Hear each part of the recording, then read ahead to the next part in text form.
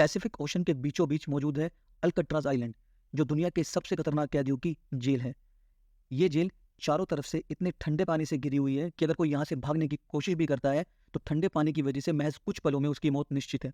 अल्कट्राज के चारों तरफ 20 फीट की फेंसिंग, करीब 35 चेक पॉइंट्स, हर तरफ ऊपर से निगरानी रखने वाले टावर गार्ड्स और हजारों की संख्या में ऑफिसर 24 घंटे तैनात रहते हैं।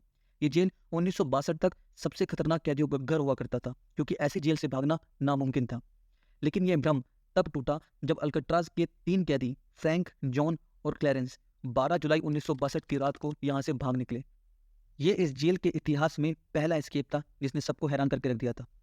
लेकिन इतनी खतरनाक जेल से निकलना कोई आसान बात नहीं थी, इसीलिए इस एस्केप की प्लानिंग 12 जुलाई 1962 से करीब 2 साल पहले शुरू हुई थी, जब ये तीनों एक दूसरे को नहीं जानते थे और पहली बार मिले थे। धीरे धीरे इन तीनों की दोस्ती बढ़ी और इनकी मुलाकात जेल में बार बार होने लगी, जहां इन तीनों ने आपस में जेल से भागने की इच्छा जाहिर की। उसके बाद इन तीनों ने प्लान बनाने के लिए आपस में बात करना शुरू किया। ये दिन में काम करते वक्त, दोपहर में लंच ब्रेक्स के दौरान और रात में डिनर ब्रेक्स के दौरान भागने का प्लान किया करते थे। धीरे धीरे इन तीनों ने जेल अथॉरिटीज से रिक्वेस्ट करके अपने सेल्स भी साथ करा लिए, जिससे इन्हें प्लान को डिस्कस करने का और ज़्यादा मौका मिला। प्लान के मुताबिक ये जेल से भागने की तैयारी शुरू करते हैं। इस चैनल पर 5000 सब्सक्राइबर्स होने में सिर्फ 170 सब्सक्राइबर्स बाकी हैं। जो भी हमारा 5000वां सब्सक्राइबर होगा उसको 500 रुपीज़ का अमेजॉन गिफ्ट वाउचर मिलेगा, तो प्लीज़ सब्सक्राइब फास्ट। इस प्लान को बनाने के लिए सबसे ज़रूरी था जेल का मैप। तो फ्रैंक मॉरिस ने जेल का लेआउट हासिल किया। उस लेआउट से इन तीनों ने जेल के चप्पे चप्पे के बारे में जाना, जेल के सारे एंट्री पॉइंट्स, एग्जिट पॉइंट्स, कहाँ कहाँ गार्ड खड़े होते हैं, कौन कौन से वाटर पाइप्स हैं, किन रास्तों से ऊपर जाया जा सकता है, किन रास्तों से नीचे जाया जा सकता है, ये सब हासिल किया। और यहाँ से इन्हें पता लगता है कि इनके जेल सेल में एक छोटा सा वेंट है, लेकिन उस वेंट को तोड़कर बड़ा किया जा सकता था। उसके बाद सबसे ज़रूरी था टूल्स इकट्ठा करना और इस वेंट को इतना बड़ा बनाना कि इसमें से एक इंसान आराम से निकल जाए। इन तीनों ने किचन से धीरे धीरे चम्मच और नुकीली चीज़ें चुरानी शुरू की और अगले 6 महीने तक उसमें छोटे छोटे सुराख करते रहे। जब इससे काम नहीं चला तो आखिर में इन्होंने एक खराब वैक्यूम क्लीनर की मदद से एक ड्रिल मशीन बना ली और इससे इनका काम और भी आसान हो गया। अगर आप लोग अभी ये सोच रहे हैं कि जब ये ड्रिल किया करते थे उस टाइम पे शोर हुआ करता था, नहीं, तो ये इनके प्लानिंग के मुताबिक ये हमेशा 2 घंटे के लिए ड्रिल किया करते थे। ये 2 घंटे वो हुआ करते थे जिस टाइम पर जेल के अंदर म्यूजिक बजा करता था। एक्चुअली इस जेल के अंदर 1 से 2 घंटा थोड़ा म्यूजिकल आवर्स होते थे, तो उस टाइम पर ये ड्रिल किया करते थे। ड्रिल मशीन की मदद से अब वेंट पूरी तरीके से खुल चुका था। वेंट के पीछे से एक रास्ता था जिसकी मदद से ऊपर जाना मुमकिन था।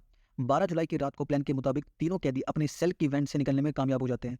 उसके बाद वो पीछे के रास्ते की मदद से ऊपर पहुंच जाते हैं, जहां से वो वाटर पाइप्स को पकड़कर नीचे उतर जाते हैं और फिर जेल की 20 फीट ऊंची फेंसिंग को चढ़कर वहां से भाग निकलते हैं। अब यहाँ से सबसे बड़ी चुनौती थी मेनलैंड तक पहुंचना, क्योंकि जेल चारों तरफ से पानी से घिरी हुई थी और मेनलैंड यहाँ से करीब 2 किलोमीटर दूर थी।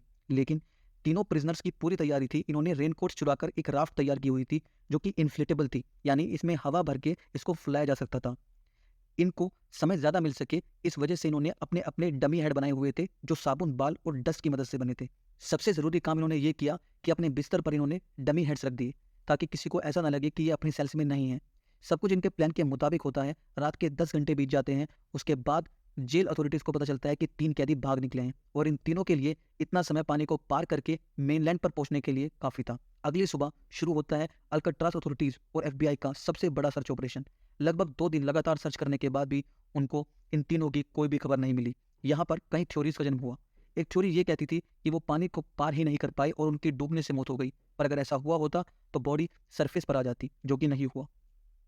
और दूसरी थ्योरी जो कि ज़्यादा बिलीवेबल है वो है कि वो उस रात तीनों के तीनों प्लान के मुताबिक वाटर क्रॉस करके लैंड तक पहुंच जाते हैं और वहां से भाग निकलते हैं और एक नई आइडेंटिटी के सहारे अब नई जिंदगी बिता रहे हैं। ये प्लान इतना सक्सेसफुल हुआ कि इसके ऊपर काफ़ी डॉक्यूमेंट्रीज बनाई गई और काफ़ी बुक्स लिखी गई। आप लोगों को इन दोनों थ्योरीज में से कौन सी थ्योरी ज़्यादा सही लगती है, प्लीज़ कमेंट बॉक्स में अपनी राय ज़रूर देना। इस वीडियो को देखने के लिए बहुत बहुत धन्यवाद। अगर आपको ये वीडियो अच्छी लगी तो प्लीज़ चैनल को सब्सक्राइब कर लेना और वीडियो पर लाइक बटन प्रेस कर देना। धन्यवाद।